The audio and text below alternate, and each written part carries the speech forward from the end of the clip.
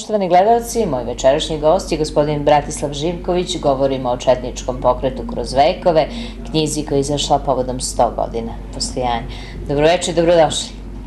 Bolje vas našao, tačnije 110 godina. 110 godina, znači starije nego što... Pa, zato i kroz vekove. Kroz vekove. Negde krenulo je to krajem 18. veka, krajem 19. 20. Evo 21. vek je isto aktuelno, naši borci su se borili u otadžbinskim ratovima i tako dalje. Taj četnički pokret se zapravo pojavljaju u jednom delikatnom trenutku u našoj istoriji. Pa da, kako je neko primetio da su se Srbi organizovali skupljajući iskustvo iz hajdučkih i uskočkih tradicija, jednostavno to je samo bilo neko, kako da se kaže, siže sve te prethodne borbe protiv Turaka. Tako da nije se mnogo na tome radilo, jednostavno se krenulo u oslobađanje. Koliko dugo ste radili na ovoj knjizi? Pa radio sam skoro, znači 10-11 meseci, onako moglo je biti bolje, ali zbog obaveza koje imam, stalna putovanja i kao predsjednik jedne organizacije nisam mogao da se baš posvetim tome. Nadam se nekom drugom izdanju, ako bude, bit će sažetije i bit će bolje. Ko vam je najviše pomagao? Pa verujte mi, ja sam stavio na našem internet sajtu jednu priču i pozvao sam sve koji imaju neke podatke, mogu da pošalju i ako budu dobri ući će u knjigu, tako da sam prikupio popriličan broj stvari koje, kažem, eto, u nekom drugom izdanju bilo bi veoma interesantno da se pročita. Inače, zahvalio bi se i recenzentu knjige, gospođi Ružici, lektoru i recenzentu, doktoru Zoranu Jerotijeviću, profesoru. Znači, tako da su svi uglavnom pomogli na toj knjizi, razumete? Naravno. Sa velikom ljubavlju i pažnjom i kao kad će da izađe, polako, bilo je to za Vidov da na Kosovu i Metohiji smo u Gračanici napravili prvu promociju. Veliki deo knjige naravno govori o generalu Draži, o njegovom životu, istinama i zabludama. Pa, u suštini, kažem, eto, u Drugi svetski rat nešto nisam mnogo obrađivao, sam Drugi svetski rat, jer dosta je o tome pisano, naši istoričari koji se bave tom tematikom stvarno se bore, ali sam se osvrnuo, znači, na lik generala Draže Mihajlovića, u kome sam napisao mnogo što, evo vidimo sad ide i serija Ravna Gora, i jedna zamerka Radošu Bajiću, ima i dosta, ali u prvoj sceni Draža se pojavljuje sa bradom, što je kao general, štabni pukovnik, to nije bilo izvodljivo to vreme.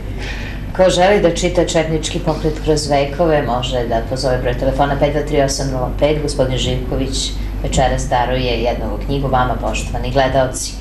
Dakle, radili ste dugo, jedna tema koja je uvek aktuelna, podložna kritici u srpskoj javnosti. Koliko ste vi imali prepreka, možda problema, da zapravo jedno ovako štivo obradite?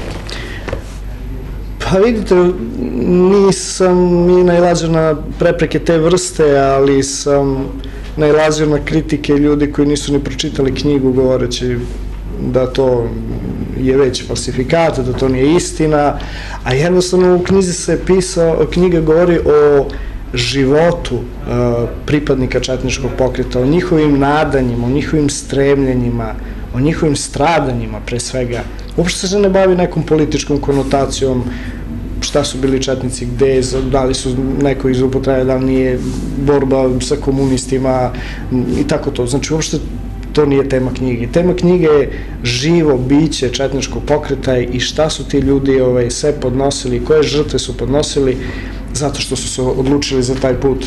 I baš kažem, eto, tu imamo primer jednog četnika koji je sad u otadžbinskom ratu ratovao u Bosni i Hercegovini, Miodrag Popović Pop, bio u jedinici Radeta Radovića, poginuo je u jednoj čuvenoj akciji i kad je trebalo da se sahrani on iz Prištine, hteo da se sahrani, nosilac je ordena, najvećeg ordena za hrabrost, koje mu dodelio Karadžić, posmrtno naravno, U Srbiji su rekli ne mogu da ga sahrane uz vojne počasti jer se borio u nekoj stranoj državi.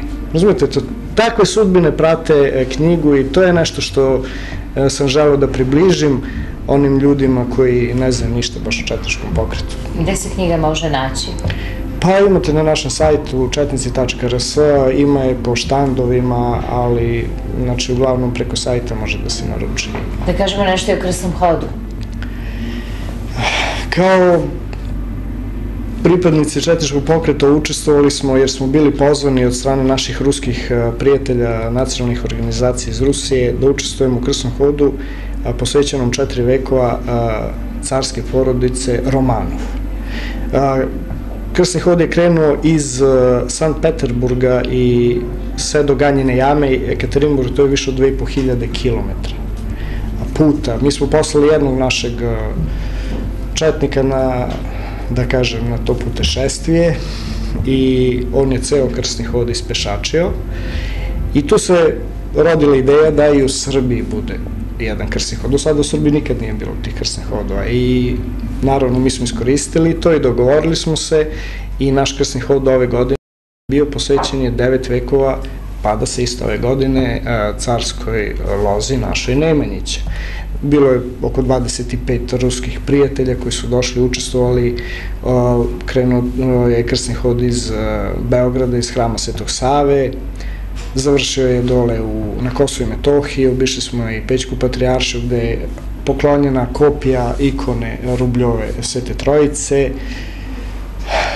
U drugom manastiru smo ostavili veliki ruski krst kod Gnjilana.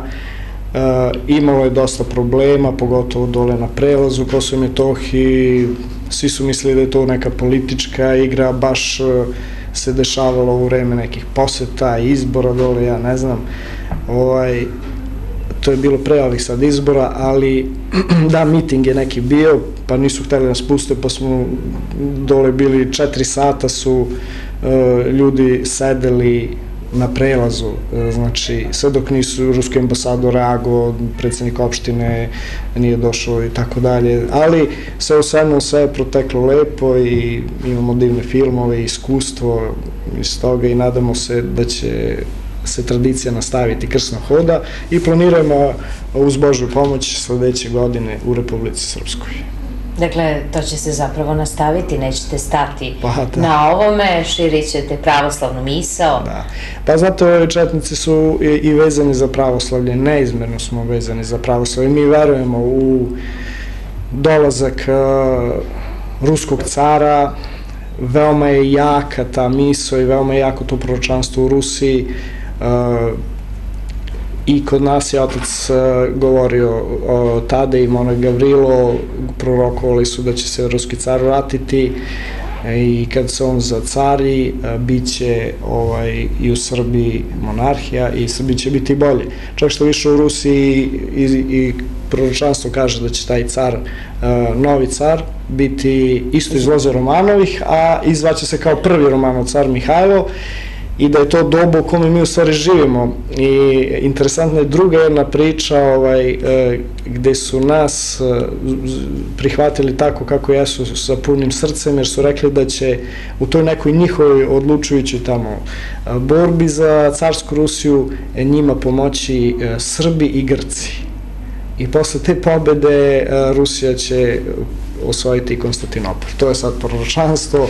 Naravno, mi verujemo to i širimo to i čekamo tog grdušćeg cara, kako se kaže, dolazećeg cara. I zapravo kaže da su Romanovi i Nemanjići ljudi iz jedne loze i da svi potičemo iz jedne iste priče. Da, pa čak i Karađorđevići imaju kontakta sa Romanovima i Nemanjićima i tako dalje. Hvala vam što ste bili gost Gradskih priča, govorit ćemo još o ovoj zanimljivoj temi, a naravno knjigu ćemo darivati našim vernim gledalcima. Hvala vam što ste me pozvali, bilo je veoma lepo kod vas. Hvala vam, nastavljamo program muzikom.